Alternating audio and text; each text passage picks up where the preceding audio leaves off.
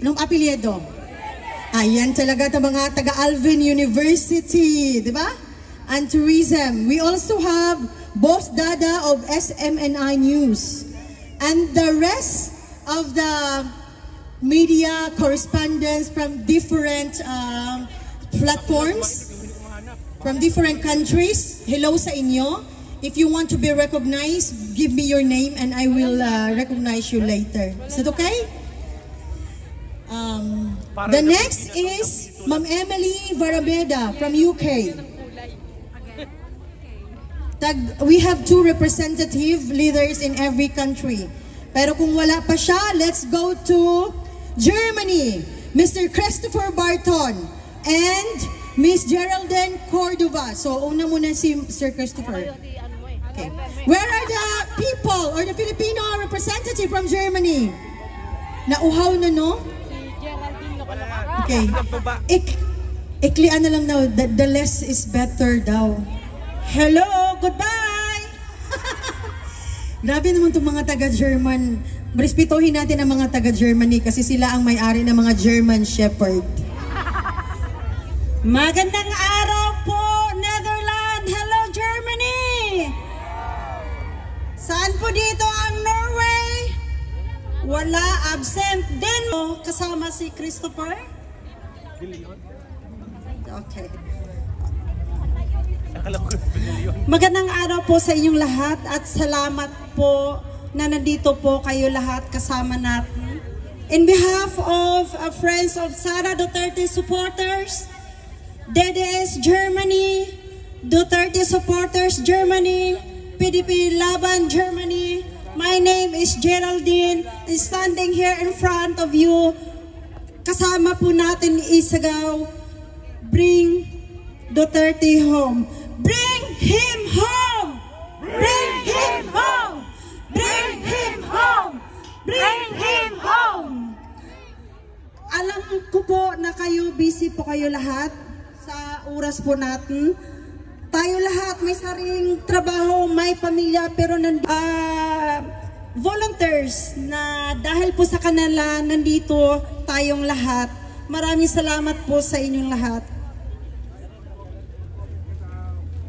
Shabbat Shalom, magandang buhay po sa inyong lahat. Assalamualaikum po sa ating mga kapatid na Muslim ug maayong adlaw sa atong mga kaigsuunang Bisaya. Ako po si Christopher Barton, founder and chairman ng SDS Sara Duterte Supporters. Marami po ang nandito na nakakilala na po sa akin na naging kasama natin noong 2015-2016 campaign. Si tatay noon ay ayaw pong tumakbong presidente. Pero pinilit po natin siya na tumakbo bilang presidente. Pumayag po si tatay, naglingkod po bilang presidente pero nag-warning po siya sa kanyang mga gagawin. Doon sa kanyang pag-warning, nagustuhan po natin ang kanyang pamamalakad. Tayo po ang nakinabang. Ngayon po ay ikinulong nila si Tatay Digong. Hindi po tayo hihinto hanggang si Tatay ay hindi pa makauwi. Bring Tatay Digong home alive! Magsama-sama po tayo sa ating panawagan na makauwi po ang ating minamahal na Pangulo sa Pilipinas ng buhay. Lagi ko pong sinasabi na in unity, there is strength. Iba-iba man po ang ating mga grupo, ay dapat po tayong magsama-sama para po sa ating panawagan at pagdarasal na makauwi na po si Tatay Digong. Hindi ko na po hahabaan pa at nandito na po ang ating mga iba pong mga bisita. Maraming salamat po at muli hinihiling ko po sa inyo na patuloy po tayong magdasal na makauwi na po si Tatay Digong. Dahil wala pong imposible sa Diyos na makapangyarihan, Diyos mula sa walang hanggang sa walang hanggan. Maraming salamat po at magandang buhay. And I would like to acknowledge the presence of our dear visitor fresh from United States of America. The pride of our country, di ba? The summa cum laude. Let's, a round of applause to Baby Gandang Hari. Mamaya, magpapakita siya sa inyo, no? Ano pala? Parang kabuting sumulpot ang kagandahan ni Baby Gandang Hari. We also have a speaker from... Saan? Ang makakuha kung saan yung next speaker, may GCash, may no stocks. Canada, si Sir Veneracion Roberto Jr. from Canada. A round of applause. Ang layo, no, Canada. Pero may secret ako sa kanya. Sabi ko, sir, single ako. Hanapan mo ako ng seafarer doon sa kanan. Seafarer talaga. Wala ba kayong mga kamay dyan? Bakit kayo narito? Sa'yo! Sino yan? Duterte! Wala akong naririnig. Duterte! Ano yan? Duterte! Isa pa! Duterte! Saan siya ngayon? Bakit nandito kayo siya nasa loob? Mga kababayan, Yung flag mo tayo! malayo ang pinanggalingan natin. I-open mo yan! Alam natin, dito sa Netherlands, may international, ano ba yun? International Criminal Court. Di ba may gera sa Israel at saka kuwan ngayon? Iran! Ilan ang namamatay doon? Saan mas marami? Sa Israel? Sa Ukraine? O sa Pilipinas?